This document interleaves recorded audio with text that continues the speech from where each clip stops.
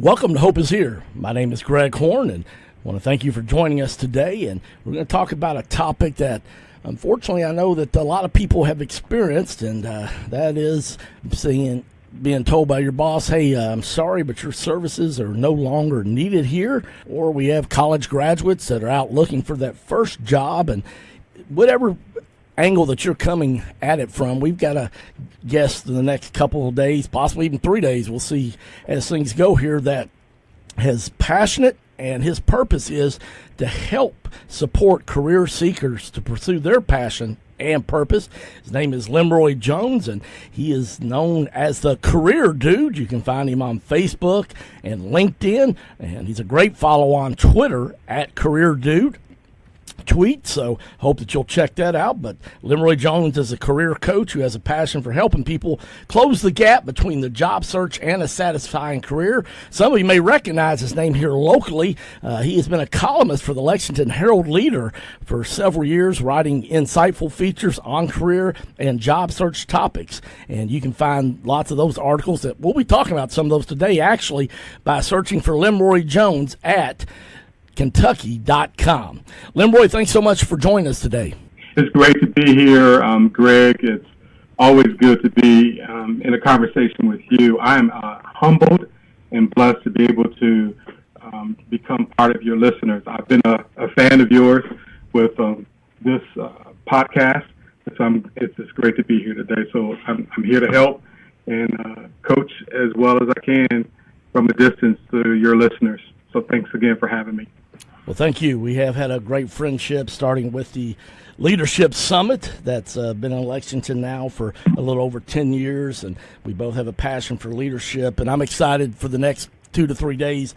Lenroy, as you take this 25 years of experience that you've had, both in the at the professional level, helping at universities with career people, but also through your professional job search, you do a lot of kind of retreats, seminars, and things to help people. And so the first thing I just want to ask you, so many people, it's just devastating when you're told, hey, I'm sorry, but your services aren't needed here anymore. And you may hear a little bit nicer, or sometimes you don't. You just get the old saying, the pink slip. But give some advice, some encouragement to people. What's the best way to handle a job loss, both emotionally and mentally? Well, Greg, one of the things is being honest with yourself. And in most cases, not all, but in most cases, probably more than 50% of them, it's not a major shock. So the person has had some type of sign, some type of indication. There is the exceptions to the rule that a person is totally caught off guard. And that becomes even more devastating. But I think the biggest thing is, let's be honest with ourselves, what has been going on. And the reality is, grief is real. Stress is real. And the more that we embrace the reality of this emotion in our life, and I liken a job loss to a death, particularly if you're passionate about it, you feel called to it. I'm a person of faith. And so for me, one of the pivotal things, one of the most critical things that have allowed me to bounce back when I've had that experience myself firsthand is my faith. And so being honest with yourself, identifying it, and what is your anchor? Having some type of anchor. And for me, again, it's faith. That's going to be very, very important. I think our families becomes a support for us. If you're in a relationship, either you're married or you're dating or you're engaged, that person can help. But I think the very first thing that comes to mind is this, the honesty that we have to have with ourselves and identifying what this emotion that we have. And grief is a process that individuals go through. So I'm excited to be able to just share some with your listeners today about this most important topic. Well, I appreciate what you said there about the grief, because, I don't think that people sometimes think that because they've lost a job that there will be grief. But if you've worked somewhere for an extended period of time, especially, there's relationships. Obviously, there's the routine of this is just what I do. So there really is a large grieving process, isn't there? Oh, absolutely. And one of the very first steps that clinicians, and I'll do a disclaimer right now, I'm not a counselor by training nor licensure. I do have a license to preach and also ordain. And so those types of sessions do happen. But by and large, we have to acknowledge that this is real. And it starts off, it could be stressors. I know individuals that I've coached that were highly stressed because of the environment that they were in, and then they did get let go. And initially it was anger, it was, disbelief. But the more and more they began to look at the environment that they were in, they got closer to beginning to, okay, I'm angry about it, but at the same time, before you can get through it, you have to be able to accept it.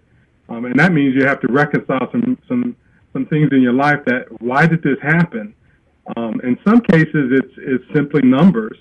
They needed to cut back because of the Great Recession that we had a number of years ago, as well as recessions that are, they go in cycles. A decision that maybe executives made to hire a larger number of people than they projected that was going to be able to fulfill the order based on the demand, and you found yourself you need to cut back.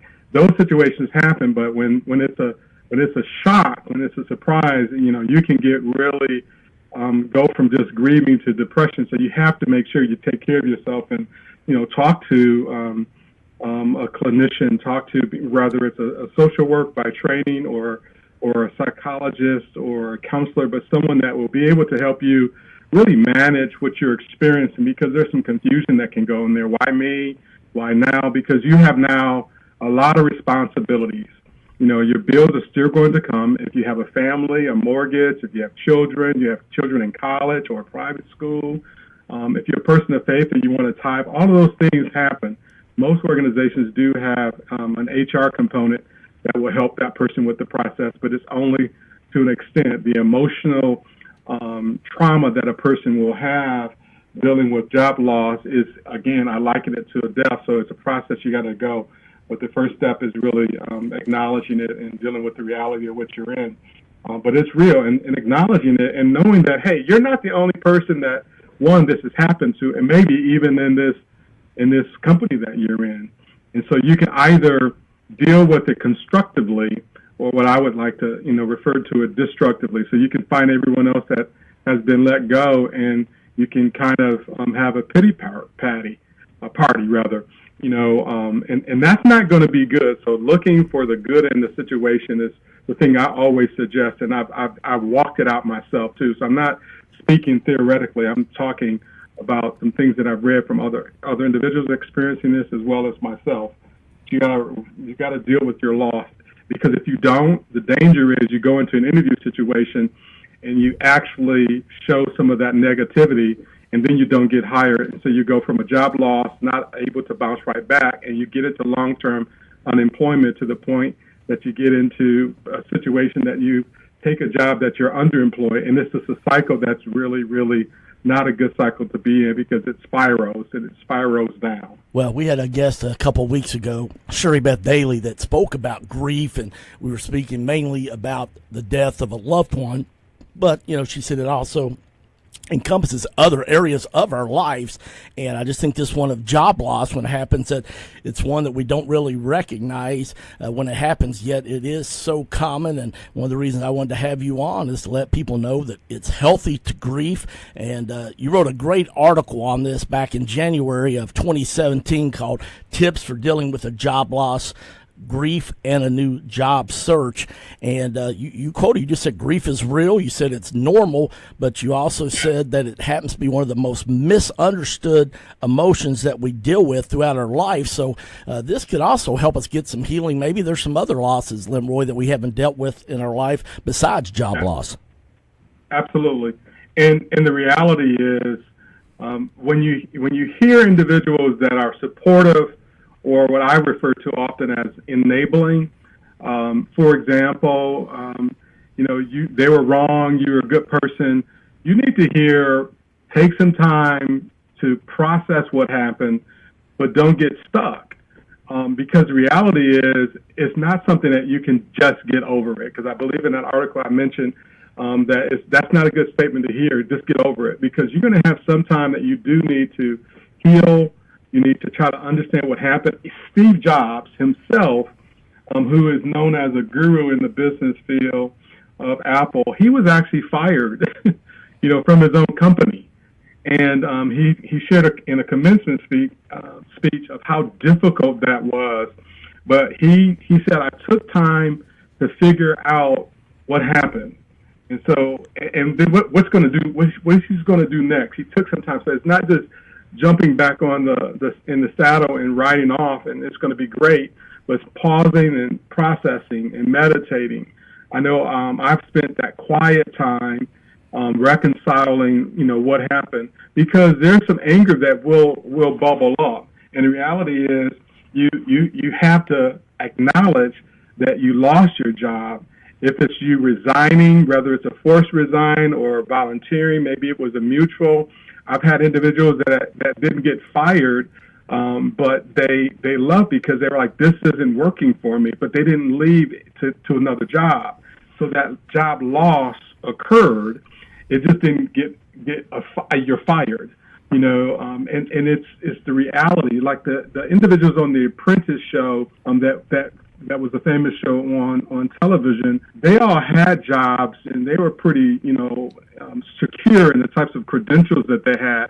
And plus they had a national interview with other companies. So those individuals that got the word, you're fired, those individuals were going to bounce anyway. So that's not a very realistic look at how you're going to leave one situation that job loss occurs and you're going to bounce right back. But I think the positive energy, and embracing, okay, I lost my job, but this is going to pass. This too will pass.